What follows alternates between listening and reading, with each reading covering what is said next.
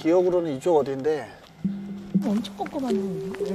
이게 그러니까 이렇게 무섭다니까요. 여기 진짜 귀신 나와요. 조금만 더 가면 된다고, 지금 이 순간만 잘 견뎌보라고 자신을 채찍질하던 그 말을 따라 이곳에 발을 들인 건 5년 전 어느 날이었습니다. 여기가 철문이었다고, 철문. 이 위에가 곤지암 정신병원이에요. 저 위에가. 저 산 꼭대기. 각종 괴담의 무대였던 이 정신병원을 남자가 제 발로 찾아왔던 이유는 뭘까요? 거기 들어가서 이제 기도하래요. 어떤 배우처럼 되고 싶냐. 그래서 하정우 같은 유명한 배우로 성공할 수 있게 해주세요라고 했습니다.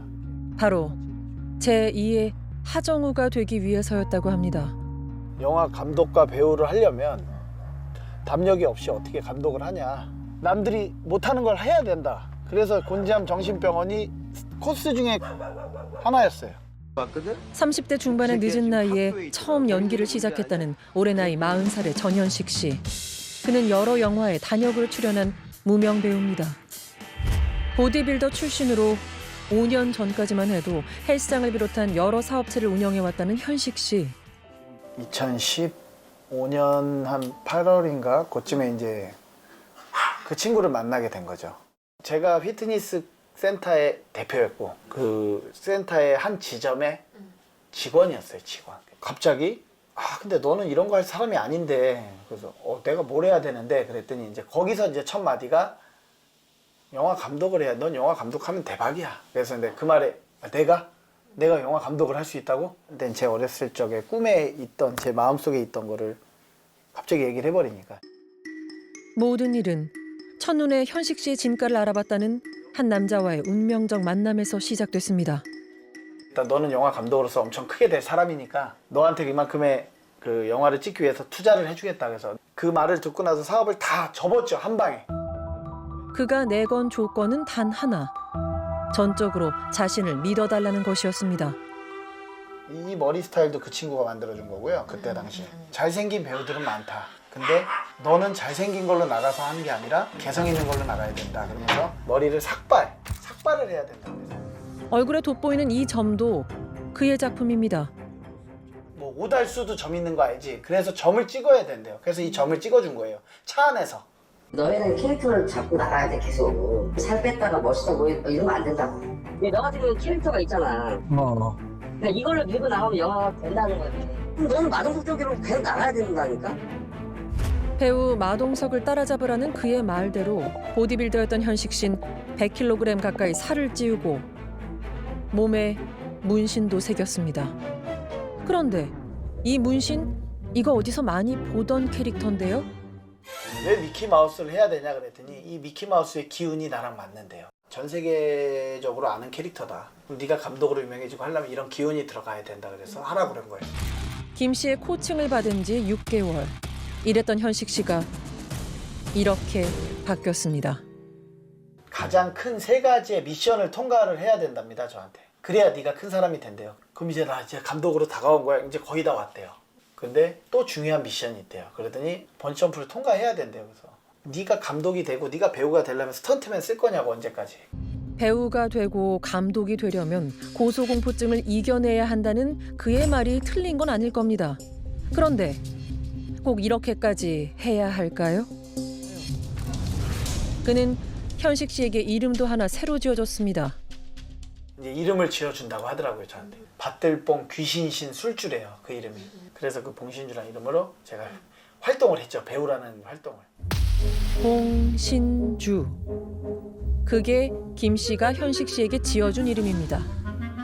이 이름이 그에게 대박의 기운을 가져올 거라 김 씨는 장담했습니다. 오랜 친구인 영훈 씨도 현식 씨가 처한 상황이 답답하기만 합니다. 어렸을 때부터 현식이가 어린 가장처럼 이렇게 집에서 일을 했단 말이에요. 체육관에 시작해가지고 돈 벌어오고 동생들은 다 어렸으니까. 그러니까 당연히 뭐 자기 꿈, 뭐 영화 배우나든지 어렸을 때부터 그거를 하고 싶었지만 못했던 거죠. 남들이 부러워할 만한 근육질의 몸매도 잘 나가던 사업가의 삶도 다 망가졌습니다. 그게 진짜 김 씨의 의도였을까요? 근데 나도 물이 흐르는 대로 일을 하라고 했잖아. 이름은 이쁘고 중요한 게 아니라 흐름을 봐야지. 그러니까 나보러 이름을 다시 바꾸라고? 내가 누군지 다음으로 정보보는데 좋다고 했잖아. 난데없이 이름을 바꿔야 한다며 김 씨가 다시 지어준 이름은 봉국봉입니다. 택시를 2018년 8월에 그때 저한테 그러더라고요. 너 택시 자격증 무조건 따라고. 현식 씨가 난데없이 택시 운전을 하게 된 이유도 다 김 씨의 제안 때문입니다. 내가 쓴 시나리오네. 제가 쓴 거예요. 택시 기인. 이거를 1000만 영화를 찍는다고 나한테. 이 택시 기인이란 이름으로 영화를 하면 1000만을 찍는데요. 그래서 만든 거예요. 꿈의 1000만 영화. 봉국봉 영화 감독을 빛내줄 이 작품 택시 귀인. 이것도 김 씨의 지시였습니다.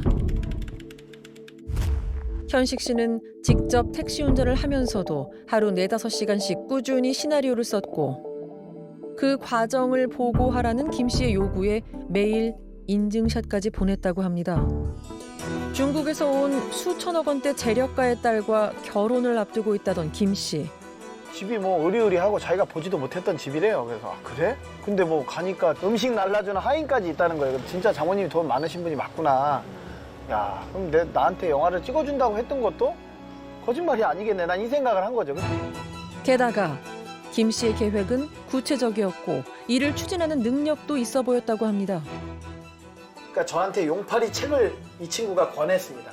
너의 이미지는 그 용파리의 실화의 바탕으로 된 그 사람 이미지에 우리나라 배우 중에서는 너밖에 없대요. 그 맞는 사람이.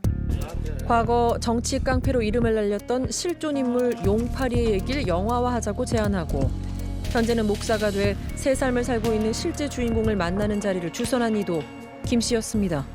친구라고 이제 같이 왔어, 같이. 얘가 영화를 이제 자기가 돈을 투자를 해가지고 한다고 용팔 영화를 만들려고 그러면 돈도 있고 다 있습니다. 돈은 걱정 안 해도 되니까 제가 영화를 좀 만들겠습니다. 앞으로 용팔이 영화를 찍을 것이다. 거액의 투자와 용파리와의 만남. 현식 씨의 꿈이 이루어지는 날도 얼마 남지 않은 듯 보였습니다. 대박이 날 영화의 제목과 관객 수까지 내다보는 영험한 능력을 지녔다는 김 씨의 아내. 그녀와 결혼한 뒤 김 씨는 아내의 말이라며 현식 씨에게 더 자주 구체적인 지령을 내리기 시작합니다.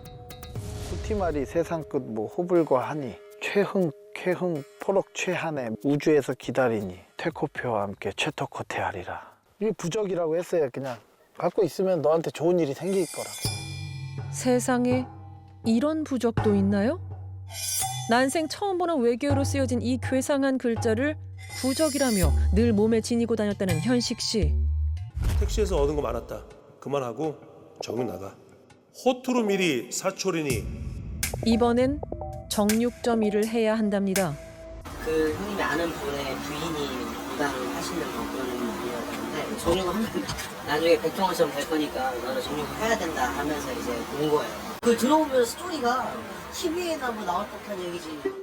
언젠간 때가 오겠지. 열심히 시나리오를 쓰고 연기 연습에 매진하며 정육점에서 일을 한 지도 석 달째. 친구니까, 다 나를 위한 일이라니까 얼굴에 점을 찍으라면 찍고 살 찌우고 미키마우스 문신도 하고 직업을 바꾸라면 바꿨는데 최근 김 씨의 연락을 받은 뒤론 뭔가 혼란스럽다고 합니다. 갑자기 정육을 하라고 해서 정육을 하고 있는데 근데 갑자기 뜬금없이 전화가 온 거예요. 아, 이 얘기는 하지 말라고 그랬는데 너는 고기가 아니라 물이란다 이래요. 사주팔자가 뭐 이리 자주 뒤집힐까요? 아, 네가 좀만 버티면 된다니까. 내가 뭘 버티는데? 네가 지금 앞으로 네가 좀 더 42살까지만 되면 그때 되면 네가 변한다니까. 그럼 내가 물고기 썰고 막 그런 거? 그게 어때서? 물고기 쏘는 게 어때서? 뭐 대박이라고 나 너가 생각 가면 내가 널 도와준다고. 뭘로 도와주는데? 난 능력이 돼 이제.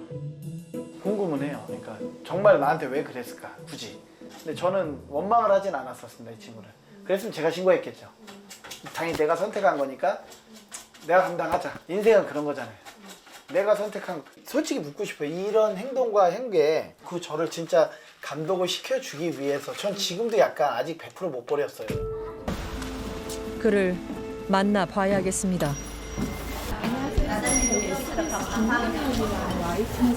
네. 저희가 아, 사진 찍으시면 안 되죠. 선생님이 여태껏 현식 씨한테 했던 아, 나 찍는데.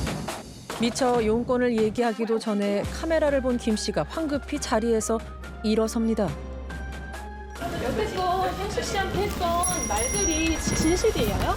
아 친구끼리 뭐 얘기도 할 수 있는 거지. 아 이거 나도 그러지 마요. 한사코 현식 씨를 속인 적은 없다면서도 열심히 피하기만 하던 김 씨. 친구니까 제가 끼가 많으니까 아 진짜 너는 연기하면 잘 되겠다. 얘기를 한 것뿐이에요. 이런 일들은 우리나라에 1피지에 정말로 많아. 친구끼리 장난칠 수 있는 거예요. 근데 이게 정말 많게 사람이 죽었어. 이런 사건이면 당연히 야 국무원장에서는 이건데 그냥 장난쳤어. 이건 누구나 다 하잖아. 친구들끼리. 이게 다 친구 사이에 장난으로 한 일이었답니다.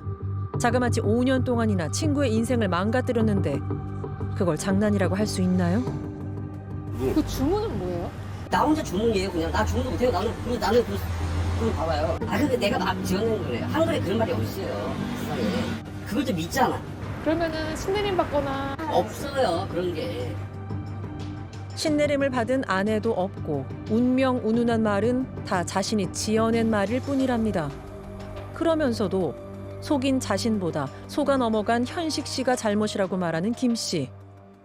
장모님은 지금 뭐 하세요? 식당에서 일하세요. 처음 뭐 이런 거는 친구들끼리 하는 말이었는데 그 친구 너무 이거를 믿었던 거죠. 너무 심각하게. 친구들끼리 거짓말 안 해요? 근데 친구들끼리 막 그런 얘기 하잖아요. 선생님도. 그런 거짓말은 안 하죠. 거짓말이 급이라는 게 그렇게 따지면 허경영 씨는 눈만 마주쳐도 치장하고 고치는 사람이에요. 근데 난 그러게 오르는 거예요. 거짓말 했어요. 근데 내가 얘를 누가 너 사기꾼 이건 아니고. 그는 이 상황을 어떻게 받아들일까요?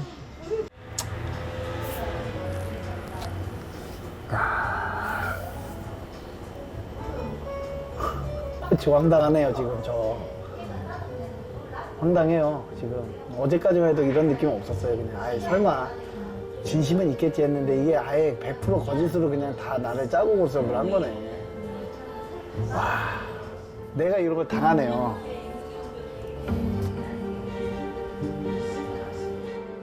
충격과 배신감에 휩싸인 긴 밤이 지나고 다음 날 그가 다시 김 씨를 만나러 왔습니다. 하룻밤새 두 사람 사이의 공기가 달라졌습니다. 뭔 말부터 해야 될지 이게 안 나와. 나한테 왜 그랬냐? 너한테 뭐죠? 나 친구로 생각했냐 근데. 생각했어. 정육 왜 알아보는 거야? 나 이거 진짜 맞으면 내가 궁금해서. 너랑 어울려서.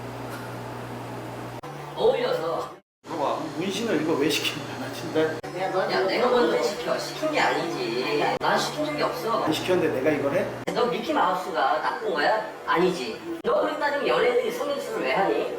잘 보이려고 하는 거잖아. 아니야? 모든 게 거짓이었습니다. 단 하나도 진실은 없었습니다. 미안한 마음 있냐? 한번 물어보자 그냥. 나한테 미안한 마음 있냐? 있지. 미안하지. 내 30대를 영화관 듣잖아. 그런 얘기 드러나는 게 아니잖아. 이거 사과하잖아. 김 씨는 자신이 매니지먼트를 해주는 대가라며 현식 씨에게 매달 300여만 원의 월급도 받아갔습니다. 영화관 들려고 정말 나도 노력을 했어. 나는 막 나를 노력을 했다는 거야. 결국 현식 씨가 먼저 자리에서 일어섭니다.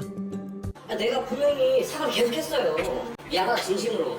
근데 내가 죄송합니다. 죽을 죄였어. 이런 것은 꼭 대죄는 아니라는 거예요. 이게 문제가.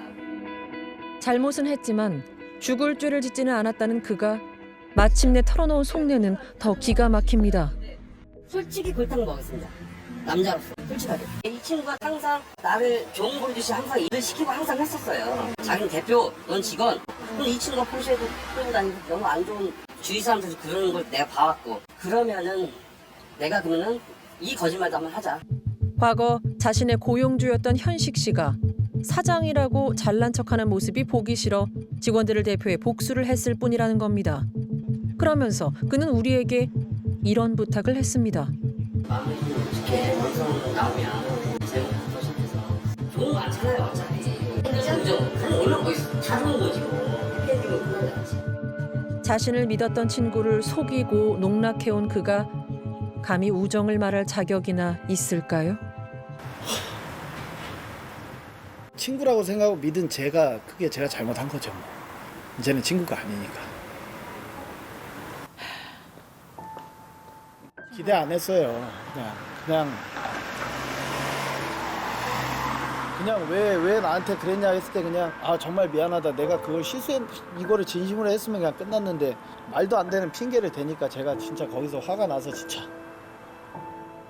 온 마음을 다해 달려왔던 지난 5년.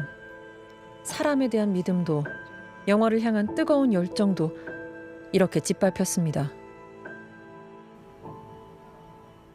하지만 그는 아직 포기하지 않았습니다. 비록 천운이라 믿었던 그 기회는 가짜였지만 배우를 꿈꾸는 열정만큼은 무엇보다 진실했기 때문입니다. 원래 제가 잘하는 거 할 거예요. 다시 예전처럼 열심히 살고 보란 듯이 배우로 성공할 겁니다. 그래서 큐! 다시 카메라 앞에 선 이 남자. 늦깎이 신인 배우 전현식입니다.